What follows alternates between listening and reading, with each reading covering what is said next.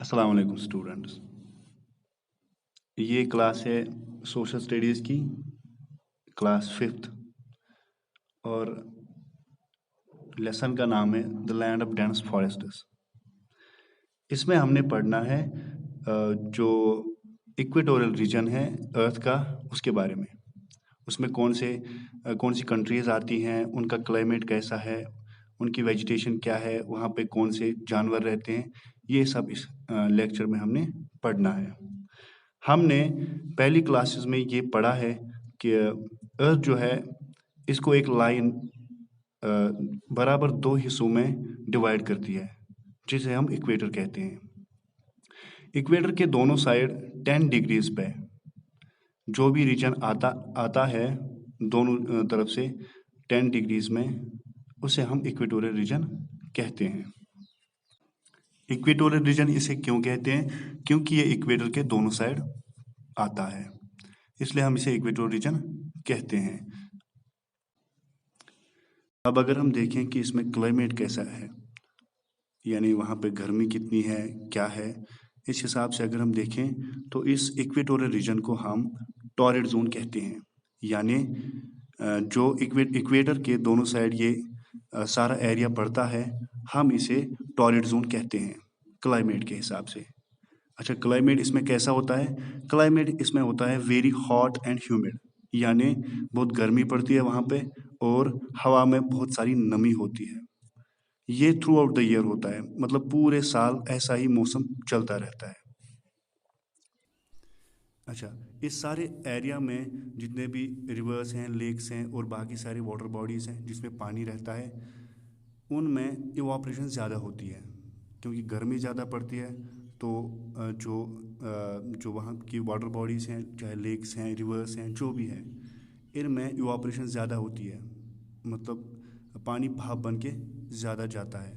तो उसकी वजह से ह्यूमिडिटी ज़्यादा बढ़ती है, क्योंकि ह्यूमिडिटी का मतलब क्या होता है कि हवा में कितनी नमी होती है, हवा में कितने वाटर वेपर्स होते हैं। तो जब ज़्यादा गर्मी पड़े तो ज़्यादा वाटर वेपर्स बनते हैं, तो उस हिसाब से फिर जो इस एरिया का सारा जो क्लाइमेट है वो हॉट एंड ह्यूमिड रहता है, उसमें बहुत सारी नमी होती है।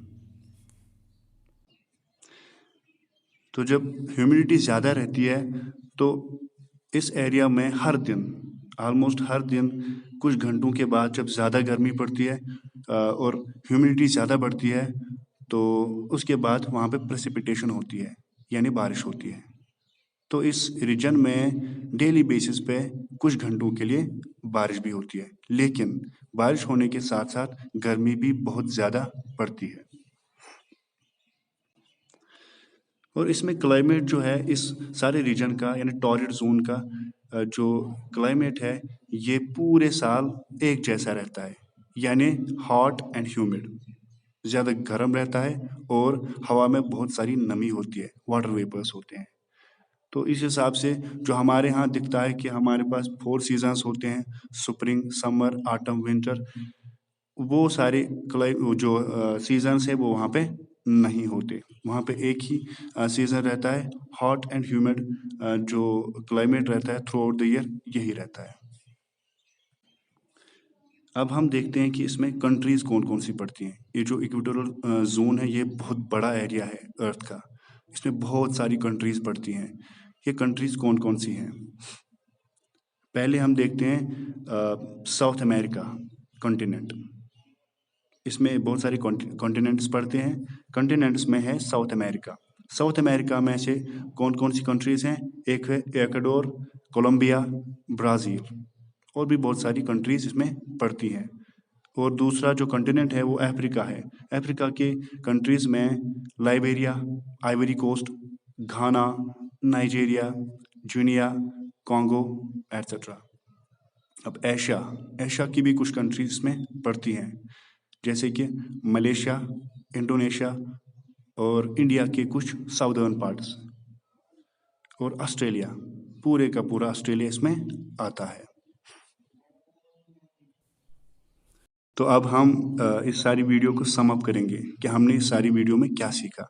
पहली बात जो हमने सीखी वो ये है कि जो अर्थ है इसको बराबर 2 हिस्सों में एक लाइन डिवाइड करती है, जो कि इमेजिनरी लाइन है, जिसे हम इक्वेटर कहते हैं।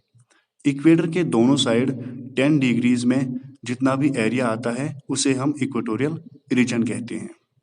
इक्वेटोरियल रीजन अगर क्लाइमेट के हिसाब से देखा जाए तो इसे टॉररिड जोन कहते हैं।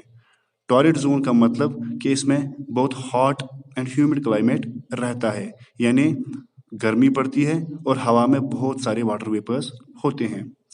ये वाटर वेपर्स क्यों होते हैं? क्योंकि ज़्यादा गर्मी पड़ती है, जिसकी वजह से जितनी भी सारी वहाँ पे इस एरिया में वाटर बॉडीज़ हैं, water bodies means rivers, lakes और भी बहुत सारी वाटर बॉडीज़ हैं, उनमें इवापोरेशन ज़्यादा होती है, जिसकी वजह से हवा में वेपर्स ज़्यादा बढ़ जाते हैं।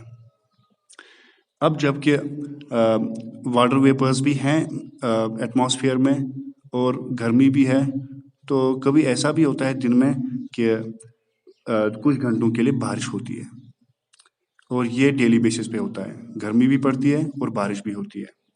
और इसके अलावा हमने पढ़ा कि ये जो इक्वेटोरियल रीजन है ये बहुत बड़ा एरिया है अर्थ का। इसमें बहुत सारे कॉन्टिनेंट्स आते हैं और बहुत सारी कंट्रीज़ आती हैं, जिनको मैंने मेंशन किया, जैसे कि कॉन्टिनेंट्स में south America, Africa, Asia, Australia.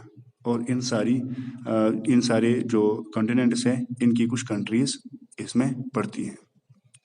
दूसरे लेक्चर में हम पढ़ेंगे कि ये जो इक्वेटोरियल रीजन है इसकी वेजिटेशन कैसी है, मतलब इसमें इसके पेड़ पौधे हैं वो किस किस्म के हैं।